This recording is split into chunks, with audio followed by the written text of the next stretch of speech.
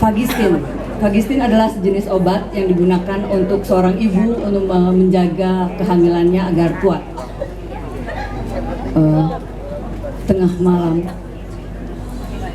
lelakiku menusukkan beratus pensil warna-warni ke jantungku.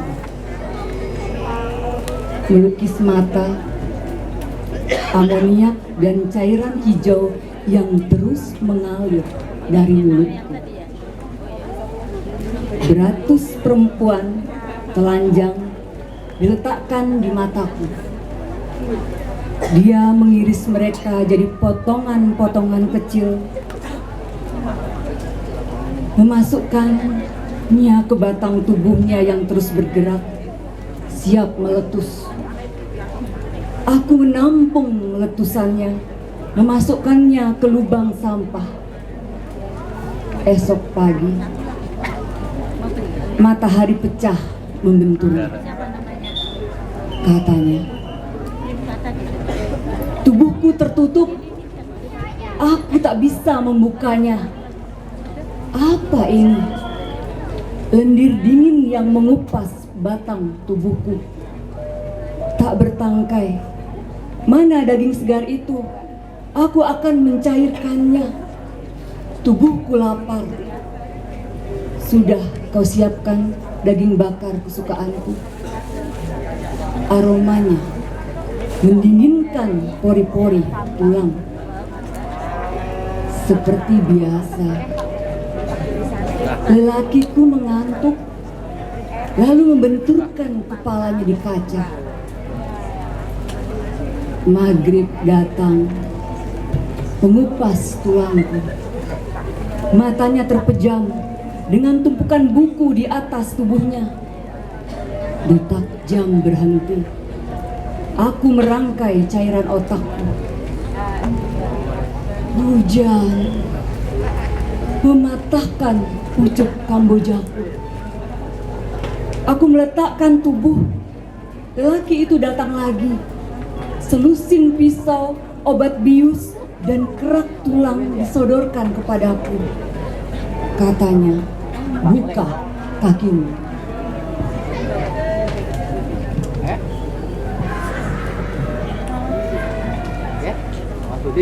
Jari telunjuknya patah.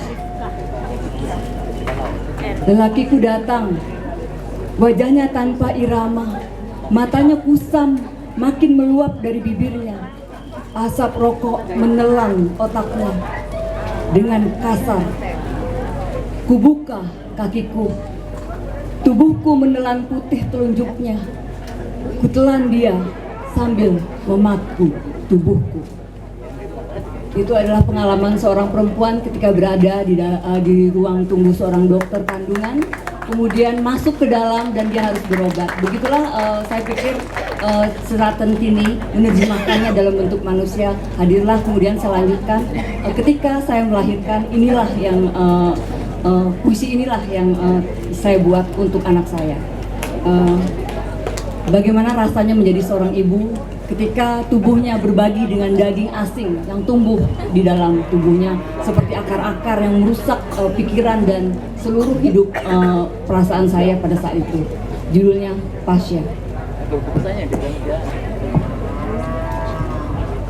Tak ada lelaki memiliki mata seindah matamu. Aku mabuk dan selalu hampir mati. Setiap kau sentuh tubuhku dengan nyala yang meluap kau alirkan. Setiap kau mencengkram tubuhku dengan aroma matamu. Kadang kulihat hujan rintik-rintik. Kadang kulihat badai topan mengamuk begitu dahsyat. Kadang kau ingin memakanku mentah-mentah. Tak ada lelaki memiliki bau tubuh liar dan panas seperti bau tubuhmu. Aku hampir gila setiap satu keping keringat memotong kulit tubuhku.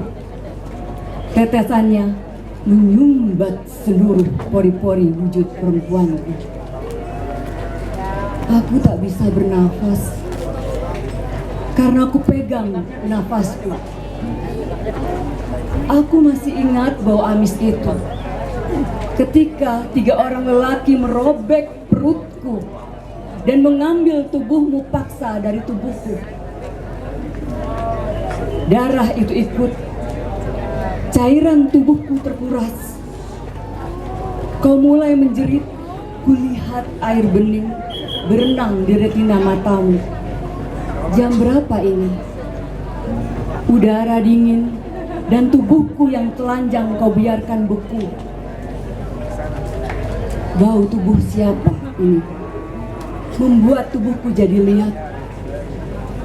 Tak ada lelaki memiliki kulit setajam kulitmu. Tahukah kau, aku sering mengiris kulitku, berharap bisa memasukkan tubuhmu kembali ke dalam tubuhku. Aku ingin menanam kembali tubuhmu karena aku takut kau akan lupa kulitku. Cukupkah 8 bulan 11 hari kau mengenalku? Aku tahu. Diam-diam kau makan tulang belulangku. Mungkin juga kau sedot di darah kaki kecilku. Nyeri itu terus menguntitku. Bahkan aku sempat melihat air liur menetes di mulutnya yang besar. Kulitmu yang tajam seperti keju kecil yang kau kunyah sore hari. Kaukah itu lelaki yang pernah kubenamkan dalam rahim? Terima kasih. Cinta Haryadi akan membacakannya untuk Anda semua. Selamat menikmati.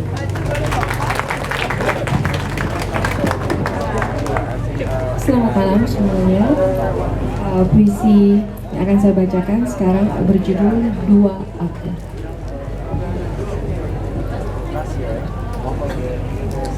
Ketika kau keluar dari tubuhku, ada makhluk lain yang masuk menggantikanmu. Aku yang tak pernah orang kenal, apalagi kau. Aku yang tak pernah aku kenal, tapi menjadi aku karena kau. Tanganku yang memberimu makan, seperti tangan manusia atau hitam berkuku panjang berbulu serigala. Kepalaku yang memberimu nasihat kehidupan, bulat lembut atau keras bertanduk. Mulutku yang mencium, berbau bawang atau darah. Hatiku yang mengasihanimu, berbentuk hati atau belati. Percuma aku menjelaskan diri, mengingkari dan meminta maaf. Karena apa bedanya manusia dan binatang? Tanyamu. Kau tak bisa hidup tanpa keduanya.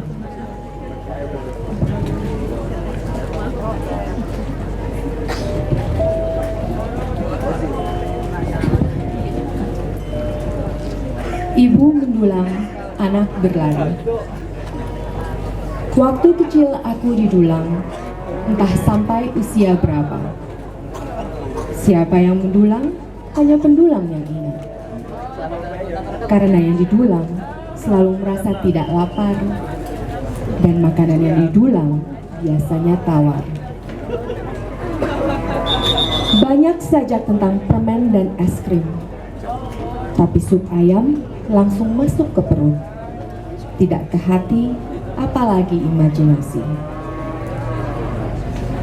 Perempuan berkebaya berkonde membuntuti anak lelakinya dengan mangkuk di tangan. Kainnya melorot, kondenya kendur, tali sandal jepitnya hampir putus, tapi suaranya sabar. Sendok diacung-acungkan, bagai pentungan membuyarkan ayam-ayam. Anak ketemu sedang mengarahkan pistol-pistolan ke arahnya. Perempuan berkebaya gembira sekali mendulang 1 sendok makan. Pagi, siang, dan malam, ia pikir anaknya akan mati kalau tidak dikasih makan sekali. Anak lelaki itu pikir perempuan ini setia setengah mati. Sekarang aku sudah besar. Aku mendulang anakku pakai celana pendek, rambut ikat satu. Seperti petak umpet, aku cari, ia sembunyi. Senang diketemukan, baru ia makan. Punggung bengkok, ia baru makan 5 sendok. Makin lama masih lembek dan dingin. Ia tidak lagi sembunyi, tetapi berlari. Sampai anak besar pun ibu mendulang, bukan nasi, tapi wejana. Seakan ibu tahu yang terbaik, setiap pujangan disajikan di sendok nasi. Anak emoh, ibu mengekor, anak kabur, ibu terkecoh. Anak jengah, ibu mengejar, anak pikir dari dulu ibu edan. Sampai tua, ibu mendulang. Sampai ingatan hilang, baru mengerti bahwa anaknya sudah pergi sejak bisa makan sendiri. Anak datang ketika ibunya mati. Biarkan anak juga datang ketika ia lapar. Ibu duduk saja dengan mangkuk di tangan, sambil memainkan sapu tangan, mendengarkan tembang kenangan. Percayalah, anakmu akan datang, atau sekali-sekali sembunyi.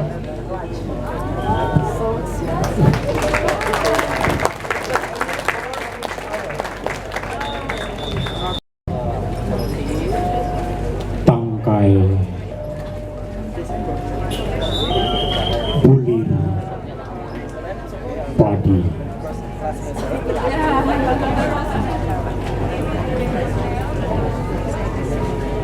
Ketika aku hitung-hitung, ternyata padi dengan sentini tidak jauh beda. Kepolosannya, kepasrahannya, pelayanannya, dan segala macam pengabdiannya. Padi bagiku adalah orang-orang yang kini di sekitarku hidup, meninggalkan bulir-bulirmu. Padi bagiku adalah kesederhanaan. Ternyata padi sudah mulai ditinggalkan. Padi mulai ditinggalkan. Patah tangkai bulir padi.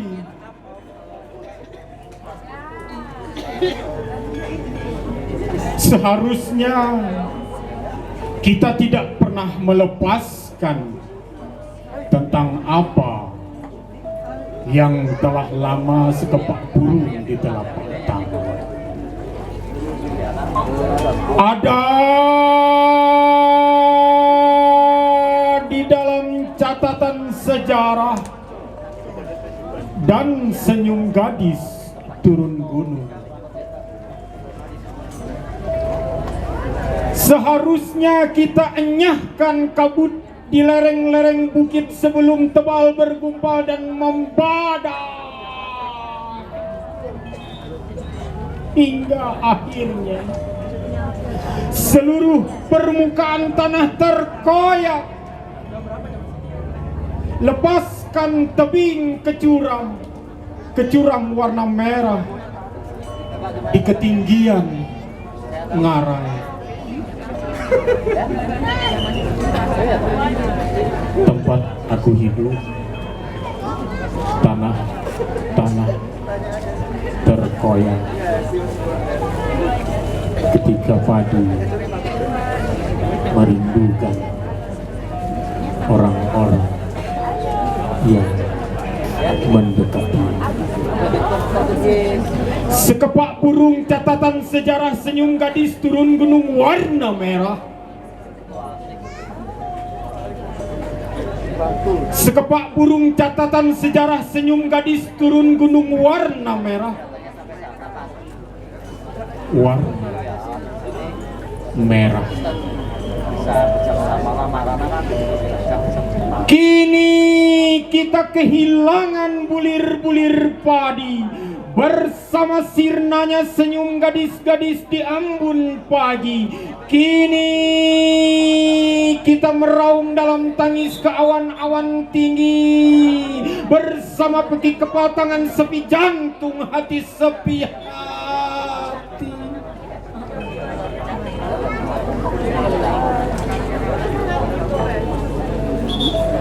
Lantas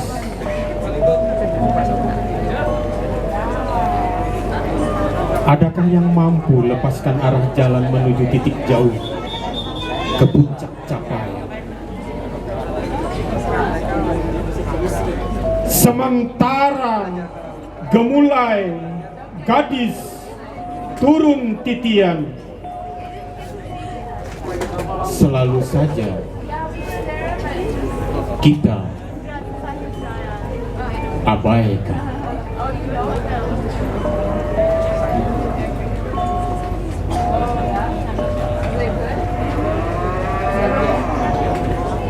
Ada satu kata, ini puisi berikutnya, kata likat. Kata likat itu di bahasa Banjar itu keruh, keruhnya itu sudah mulai menggumpal. Keruh yang sudah mulai menggumpal. Akhir-akhir tadi ketika dicoba, diamati, dicermati, sungai sudah mulai likat.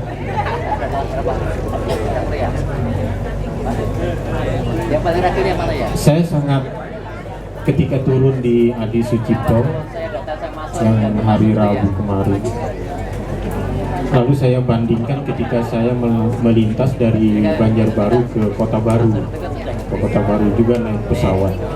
Sungguh sangat berbeda suasana. Ada memang beberapa titik yang juga terbongkar, tetapi tidak separah yang saya lihat, yang saya lintasi dari Banjarbaru ke Kota Baru. Luar biasa parahnya. Jadi suasana alam itu yang membuat saya menjadi banyak menulis tentang alam.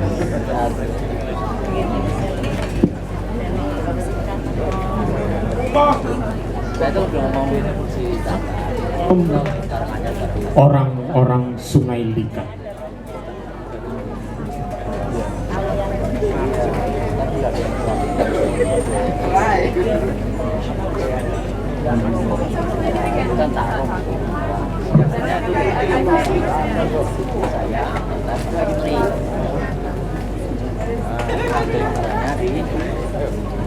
Gumau orang-orang Sungai Likat.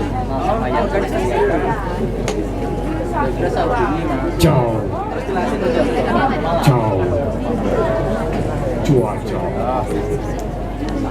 dayung patah arah, arus dan riak membeku, diam seketika, segenung keluh, selintas tanpa ada perasaan rindu, semua begitu senyap, semua diam tanpa lagi mampu berbuat. Jauh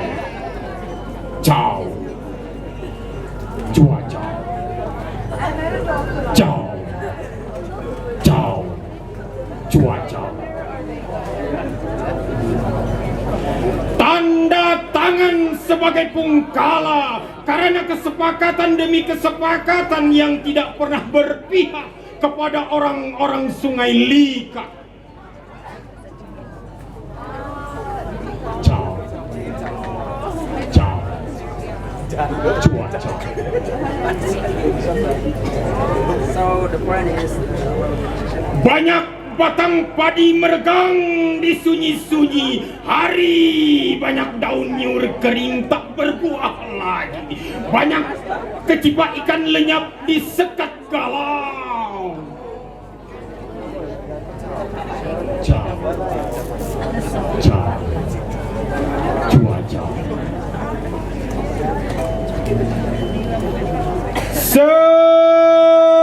Segunung keluh, segunung keluh, segunung keluh melintas tanpa perasaan karena rindu semakin beku membatu. Orang-orang Sungai Likat hanya mampu menjadi penonton.